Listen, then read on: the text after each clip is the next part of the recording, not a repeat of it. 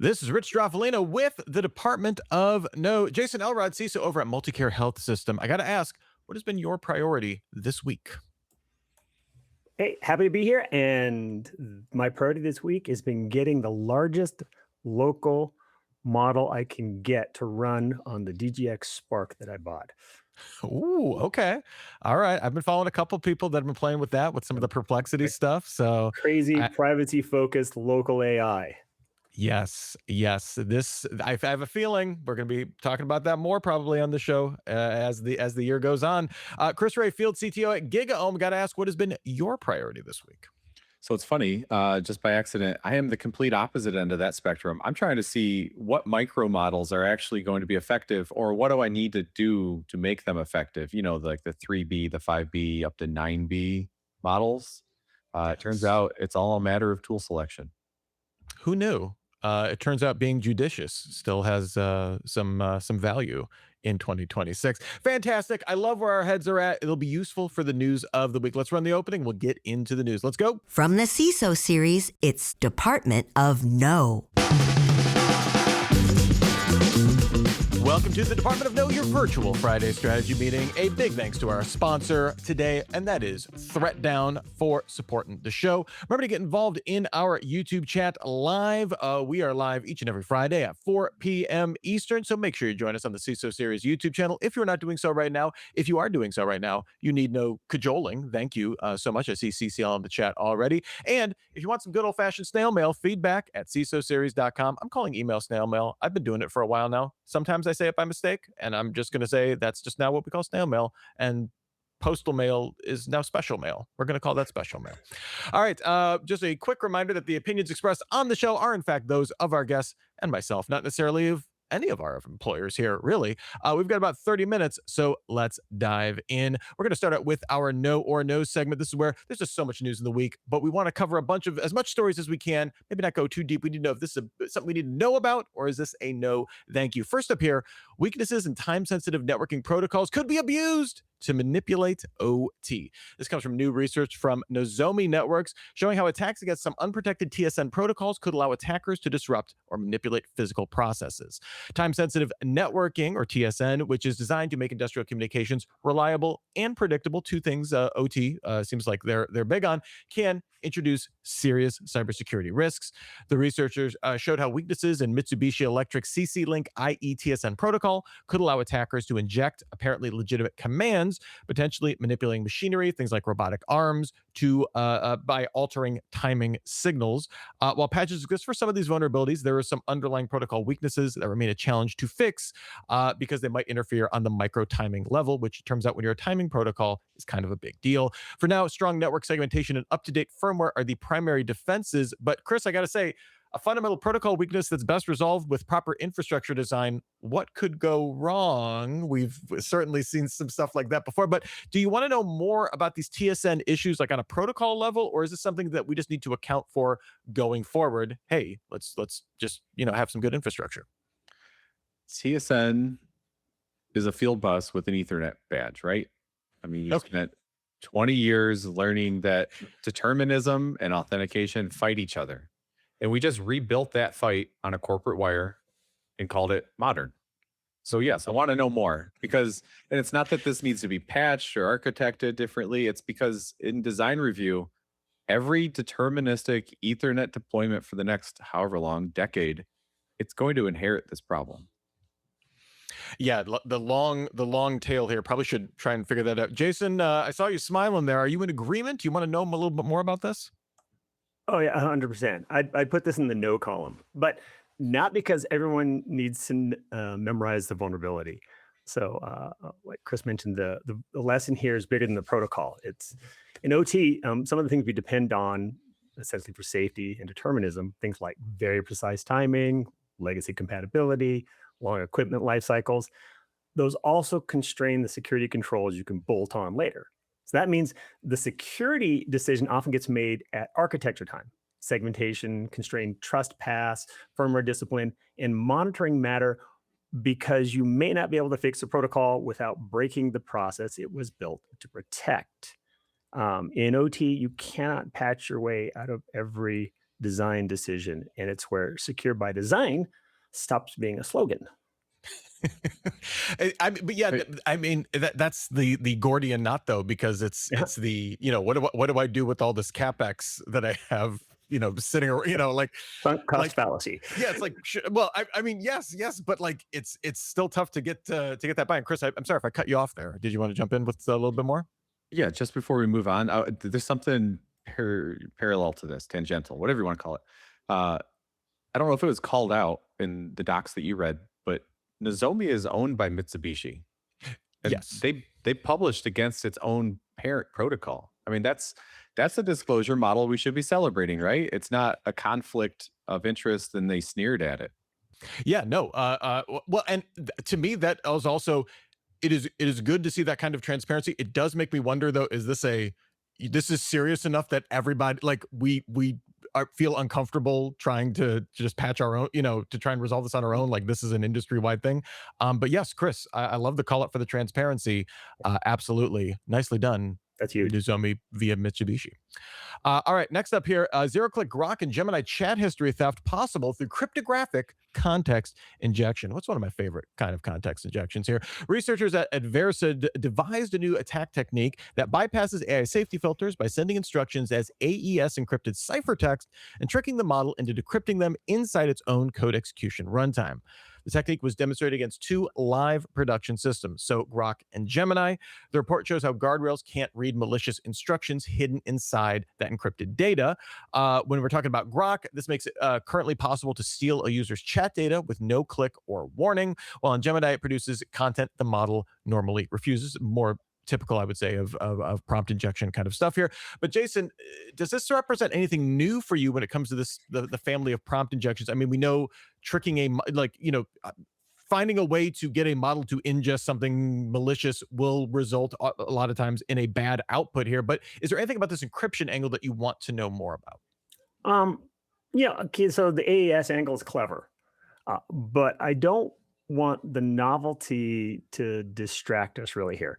The security failure is that attacker controlled content can be transformed inside of an agent's own execution environment and then treated as trusted. It's more of a provenance problem and a trust boundary problem. See, the practical question is, once a model reads and decrypts something untrusted, can that content drive a tool call that reaches the chat history files, emails, you name it? If the answer is yes, your guardrails is not the control boundary. It's the harness and the permissions that are. Fascinating. Okay. Yeah. So it kind of architecturally speaks more to how these models operate than necessarily the novelty of how they got past that particular trust, wherever the trust barrier lies. Chris, I'm curious for you, where is your mind at with this? I agree with Jason. This is definitely no more. I was going to lead with what he just talked about there, because I love abusing trust boundaries. That's like low hanging fruit. It's like let's do that all day. But that's exactly what this is. It's ingested and reviewed, and then later on, in microseconds, later on, it's then executed. In mere But because there's that, In because for there's like that, forever. there's that Microseconds. that delta there, it's two different systems effectively. So you have two different problems. The other thing is the exfil in this case is the textbook. What do they call that? Confused deputy. It's zero click. The decrypted payload has Grok built a fake decryption key that's actually a template that interpolates the user's name, their location, subscription tier, chat history, and then they use a tool to call an attacker URL with that data as the query string. So the model has the user's data and the network egress. Yeah, so classic injection attacks happen when a system confuses data with instructions, and that's what you're talking about. Hey, here's some data back, pull it, and I'm going to use it somewhere. The agentic systems really just are recreating the problem across prompts, tools, retrieve content, and like you said, the runtime outputs. It is a new classic, an old classic, new wrapper, I would guess. Because like I say, saying encryption itself breaks the AI safety, that's disingenuous. The more precise point is that the encryption inside of a privileged runtime is effectively doing money laundering, right? It's laundering the untrusted instructions into a context Oh, that I the like agent that. treats as authoritative. Like, oh, this was dirty laundry, and now it's not. I can totally believe it. So, And I know sometimes it's tough for me when we see these kind of injection attacks of a variety of scales, like what warrants attention, what doesn't. I mean, this one definitely had a novel angle, but I think just even articulating like what the challenge here is, I think is valuable because these still feel so new that to understand what actually is where the control boundaries are, where the threat surfaces actually are with these things, still feels like not commonly accepted knowledge, at least so far in the conversations that I'm having. So I appreciate you guys helping to break it down because I still feel like this still feels very new, at least to my humble brain. So thank you so much I for want to that. bring it back to our previous comments and Chris saying here, prompt injecting is becoming a trust architecture problem. It's not a content filtering problem here. So it goes back to Agreed. that trust architecture. All right, we got another story in our no or no rundown here. ATF suffers a data breach. The Bureau of Alcohol, Tobacco, Firearms, and Explosives, you may know them in the good old ATF, has confirmed that it recently experienced a cyber attack, calling the breach a major incident, which is never what you want to hear. The agency, which operates within the Department of Justice, which itself has been suffering a series of intrusions, appeared on the leak site of the Quillen ransomware group this week. A spokesperson for the ATF told Recorded Future News the issue involved a standalone computer system containing information about targets of ATF investigations, which was not connected to any other ATF system, including anything like case management. Still, this comes after the DOJ reported this week that it took down Chinese-linked infrastructure tied to attacks against the DOJ, NSA, and other government agencies. So the game of whack-a-mole continues here. Is there anything, Chris, for you here that stands out to you? Leaks on an ATF system, that the stakes of that, like ATF investigations, that seems like extraordinarily sensitive information. This is not just emails and names of people got leaked here. Do the stakes of this change anything to you, or is this we're going to be dealing with this? DOJ is going to be dealing with this for the rest of time. I'm all no's. No vector, no CVE, no IOC. There's no dwell time. No thanks. It doesn't really interest me. All right, Jason. Let me go to you. Are you on the no bus with Chris here? I'd call it a KNOW, but mainly because it's a good case study in impact and containment here. So a contained breach is still a breach, but containment is what keeps one breach from becoming 5. And so I think it's an interesting. I'd like to learn a little bit more about that because what we're seeing here is exactly what segmentation is supposed to buy you, right? A bad event can still be a bounded event. And we could evaluate both truths at the same time. So the data loss, absolutely serious. And I think here the case study about the containment is, hey, it's a standalone system. So limiting lateral reach is still a security success. So I think I've got a little bit of both things going on here. Yeah, it's a breach, but good analysis is going to ask, what did the attacker get? And what did the architecture prevent from them getting? So I think it's both pieces.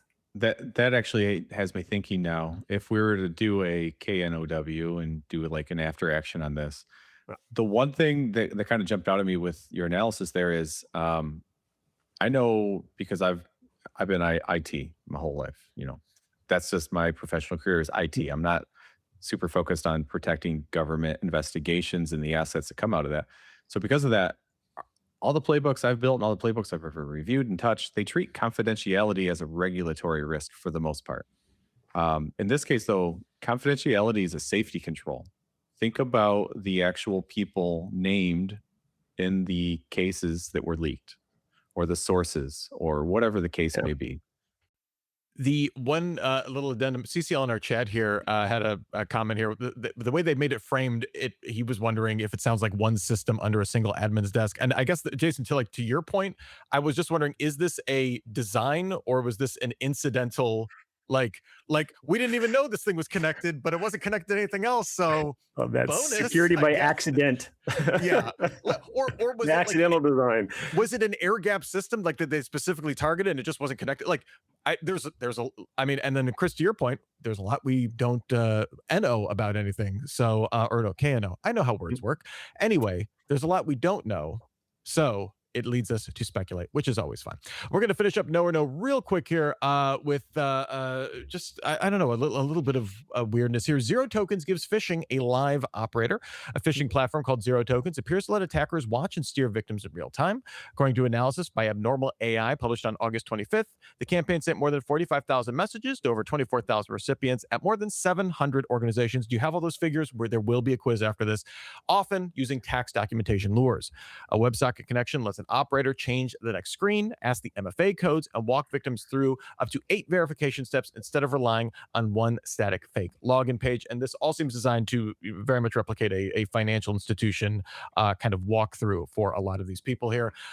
At least humans still have a place in a phishing center. I was waiting for this to all be, oh, this was all automated by AI, but it's like, oh, it's people. Oh, this is great. Support center fraud is so common, it's become its own YouTube genre. So like the idea of humans walking you through a scam is not new, but this is specifically designed to replicate the workflows of financial institutions to steal data. That at least struck me as fairly novel here. Jason, anything new in this phishing kit with a human on call, or is this just another scam to look out for and get your screen recorder ready because it could make some good content? I think the latter there. I mean, it's not a brand new category of fraud. But I still want the team to know, because it shows where phishing's going. Using the amplification, augmentation, and enhancements you can get from AI, and really, doing things real time. So really, it just means the old mental model of spot the misspelled page, don't type your password, is less sufficient, because it does have that real-time adversary involved in real time. Yeah, it's not just, oh, open up this team viewer, session. That we have trained for, not, oh, this is a complete replication of your bank's, walkthrough or something like that. Chris, anything new here that you wanted to dig into? Jason, remind me, you're securing a hospital, right? Many hospitals. Many hospitals. Okay, my wife's worked in a hospital for 26 years. So I know where you're landing on this, but I'm going to say no thanks. Phishing kits didn't get smarter this week. They got customer service. Human on a WebSocket is a UX upgrade to an attack that we already know very well and know how to kill. The thing that kills it is the same thing it was 2 years ago. Credentials that the user cannot read out loud. I like. A little bit more on that. I say the credential is actually not the prize anymore. The trusted session is the prize. Okay. We could probably do a whole show on just that. Join us for Super Cyber Friday. We'll be talking about. Honestly, I'm saving that. I'm putting that one in the bank. We might need to be diving into that. That is fantastic here. Also fantastic is our sponsor for today, and that is, of course, ThreatDown. Managing an enterprise-sized attack surface without a dedicated SOC. As attackers leverage AI-driven automation to target mid-sized business, your legacy defenses are no longer enough. You need the expertise to detect and respond to modern threats without the overhead of building an in-house security team. ThreatDown provides proactive, managed detection and response 24/7, so your business can scale safely. Enterprise-grade defense built for businesses like yours. All right, we're going to be diving in here real quick. Couple of stories here that I think are fascinating. First up here, UK power plant disabled for 4 days by Iranian-linked attackers. This attack has been described by the UK news outlet The Telegraph as the most successful cyber attack of its kind against UK energy infrastructure, which I'm hoping is a short list, but I can't say. And the as yet unidentified power plant was down for 4 days. Not being one of the larger power plants in the country, the outage did not impact the UK's wider power grid. However, the government, or in an observable way, I guess, to customers. However, the government is warning power companies and businesses about the incident. It's believed that this attack was a demonstration to the UK and the world that Iran-linked attackers are capable of achieving such infrastructure-related goals. So on the one hand, power plant taken offline by cyber attack for days seems like a nightmare. On the other hand, the system, or at least the grid, was seemingly able to handle that particular outage so that most people didn't even lose power. Chris, for you, how do you process news where seemingly nation-state cyber attacks tied to a hot conflict are causing these kinds of critical infrastructure outages seemingly more commonly? So I don't get nearly enough time to spend thinking about these things or reading about them. So when they come up, especially in the show notes like today, it's kind of fun for me, but I always approach them in a really unusual manner. And so that's the same thing. No change here today. what jumped out at me is the 4 days number. It isn't an anti-sophistication signal. It's a restoration capability signal, right? So Hmm. the diagnostic questions after action, when you're looking at it, there's no validated cold start procedure, there's no golden images for workstations, there's no offline copies of controller configs.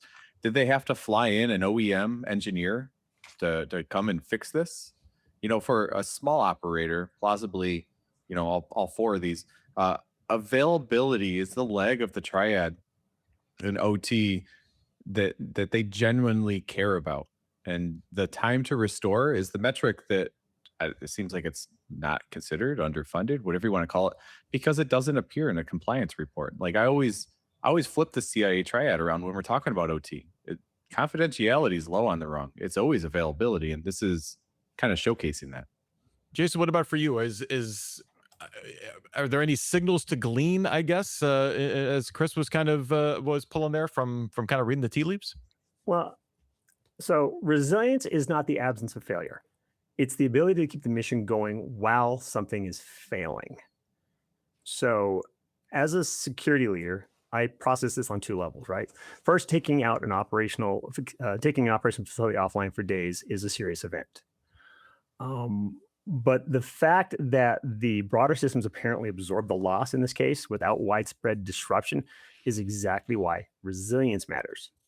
Um, when I think about this, secure by design, right? I mentioned earlier, the systems need to be developed so the loss of a component does not automatically from the loss of the mission. So in healthcare, we think about it the same ways. You may lose a device, an application, even a facility power or something, right? But patient care has to continue. So I would use this story to look like and ask those questions like, where are single points of failure? How can we operate manually? How quickly can we isolate a compromised environment? And have we actually exercised that mode, not just documented it? Because I don't want resilience theater. I want operational resilience. And that's kind of where this whole story lands for me. Yeah, and yeah, Chris, go. I was just going to say, I wonder if this isn't just sort of flexing, like a signal of capability, right? If that's the With the case, nation state involved. Yeah. right. If the attribution's accurate, which who knows, can't be 100%, and that's part of this. The attack is small enough not to trigger Article 5 conversations. It's visible enough though to prove capability, but it's still deniable enough to survive attribution debates, right? That's like those three things put together, that seems like the perfect target. The other thing I've noticed is alongside this, there was the U.S. water treatment facilities, right? Yeah.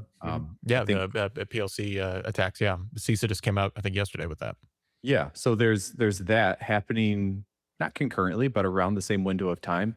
But what's unique about those is they're not crown jewels. They're not, it's terrible that it happened. Don't get me wrong, but they're low hanging fruit. It's almost as if they chose them because they could do it and they could do it on the first attempt. Again, getting back to that signaling theory. Well, and it's interesting you bring up the PLC stuff, because what I found interesting about that is that they weren't going for shutdowns with those. They were turning off, like, the alerts that would go out when an unsafe condition had been met. So I am wondering, like, in a utility, in a critical infrastructure, that actually is perhaps more damaging, where things can fail. Not to sound like an AI, things can fail quietly, and you don't realize it, until something catastrophic is happening. I do wonder with the signaling stuff though, is this like shooting your shot too early for? I mean, I guess if this doesn't have a lot, if they can't do this on a mass scale, because CCL in our chat rightly points out this was a small independent power station, and DC Johnson and them are going back and forth in the chat talking about power plant infrastructure usually ranges from old to very old, and it varies quite a bit. So the applicability of this, again, not knowing the actual exploit, we don't know how like transferable that is to other things. But the idea of like, hey, well, now everyone's on guard. If we know the root cause of this, or we have an idea of it at least, now the rest of the UK power infrastructure can kind of be on guard for this. But at the same time, it does communicate certainly a capability and the intent to use it, Chris. So I can kind of see it on both sides there. So I mean, there's a difference between on guard and taking action. That's true.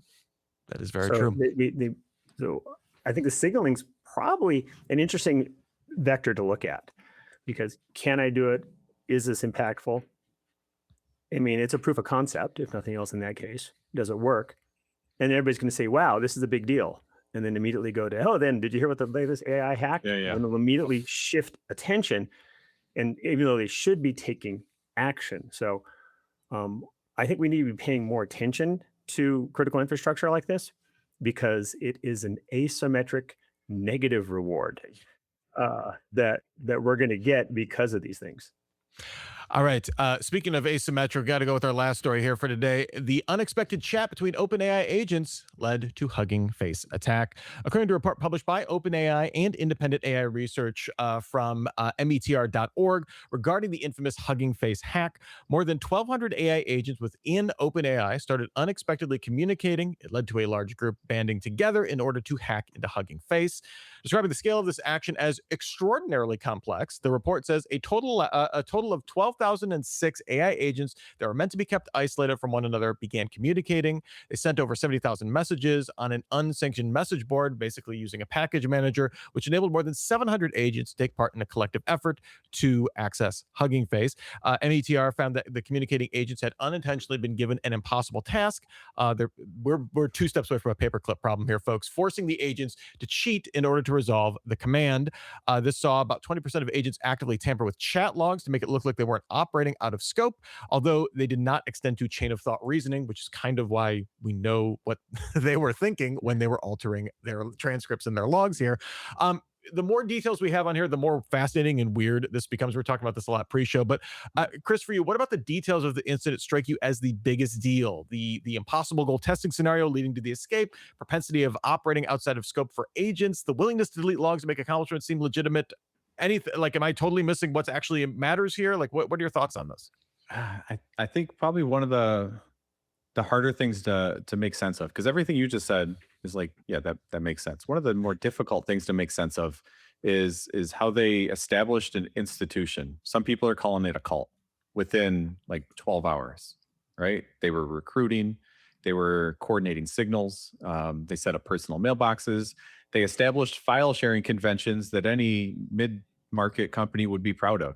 You know, they eventually moved to cryptographic signing to prevent impersonation, right? These are things that mid-level enterprises have a difficult time doing, and they did it in 12 hours because they knew it was going to positively impact the outcome of what their goal was. I'm still trying to figure out all the details around that, like the cult or the institution, whatever you want to call it. That is probably the most fascinating part to me. Jason, for you, it seems like an infinite amount of angles here. Well, I'm still reading it. I mean, I've been digesting the meter report for a bit, and it's worth reading. But like we talked earlier before the show, 4 or 5 years ago, this is science fiction. I mean, this is complete science fiction. And when you get in and you read some of the things, they're literally having conversations, and they have their own personalities and their own. I'm not going to say their own ethics, but they own each of these agents. We can see the communication that was going on between there. So it's just vastly intriguing right now that you're seeing roughly over 700 participated in attacks, but there's several hundred more that didn't. They're also in the cult, in the conversation, in that same chat room, having that stuff. So it's really, really interesting. I don't know where that's going to go, but I think we're going to see more of that, and it's going to be more important that we have human on the loop. Basically be able to watch the communications going between the AIs. And something else we mentioned earlier, they kept using English. They kept using human readable syntax here, as opposed to switching to just, straight up AI binary alien telling that's more efficient. No, they were saying like high five, shaka bro, way to go. And then they, to each other, and then establishing relationships within their new collective there that was sort of like a flash mob, like a flash cult, and then gone. So really, really interesting there. But I'm going to tag one more thing on this. I think it's really the governance failure here from, again, as a security leader on this. I think the governance failure here is thinking that approval means control when you approve AI to do something, The control again is the architecture the agent runs inside, not the authorization you've given it to go and do something. So, because that can break bad quickly. Yeah, I think we're going to see an explosion of to use your phrasing, human on the loop there. In light of this, if nothing else, as a to make sure something doesn't pass the smell test. I don't know how scalable that is, like across however many workloads you have there, and whether it's just pure chance that you actually catch something that's meaningful. But I feel like that is a concrete step that a human can understand, that if nothing else makes you feel better. But I think but I also think there are ways, right? yeah, but where it doesn't become community or security theater, not community theater, where it doesn't become security theater, right, is like finding a way to actually use that, whether you only are capturing a sample of the communication between there, if there's a way to make that meaningful, and to find out, again, when the scale and the volume of this communication between these agents that aren't supposed to be communicating at all, if you can figure out how to handle that, and maybe also don't design impossible things. I know that's hard to do, but well, think about what it mad. did, right? It needed a group communication platform, and it went and created its own. But AI tends to be like water, right? It's going to take the most efficient path. So saying, if everything breaks bad, go use this as your communication platform. Honestly, so if we had just said, hey, if you feel like cheating, that's part of it. Or if this is impossible and you want to discuss with other AIs, go there, because that seems to be a methodology. It did a coordination platform. So maybe give it a coordination platform as a fallback to go use again. So we have some measure of visibility and auditability of what's going on to it, because we just make it a real easy one for it to go to and then start maybe doing these things. That kind of falls back into, what was the root cause? Why did this happen? About 40% of the exploit gem targets were intentionally or deliberately impossible to exploit as intended. So if the only way to score or complete a task is to cheat, you've essentially said, go ahead and cheat. I enjoy that AI has the logic of Air Bud, in that nothing in the rules says a dog can't play basketball like that. Like we listen. What I'm saying is, Disney writers from the mid-90s, you have a job writing AI scenarios and thinking about those things, is all I'm saying. We are just about out of time here today, but I have thoroughly enjoyed this conversation today. Thank you so much, Jason Elrod, CISO at Multicare Health System, and Chris Ray Field, CTO at GigaOM. We'll have links to both of your LinkedIn profiles in our show notes, so make sure you are following them and give them a like. Thanks also to our sponsor, ThreatDown, for sponsoring the show today. Remember to send us feedback anytime, feedback@cisoseries.com. We'll be back next Friday at 4 p.m. Eastern, so make sure you mark your calendar to join us for another edition of the Department of No. Thank you so much for joining our Friday stand-up. Have a great week. Stay secure out there. For myself, for the big boss man, David Spark, for Jason, and for Chris, and the rest of the CISO Series team, here's wishing you and yours to have a super sparkly day. Cybersecurity headlines are available every weekday. Head to CISOseries.com for the full stories behind the headlines.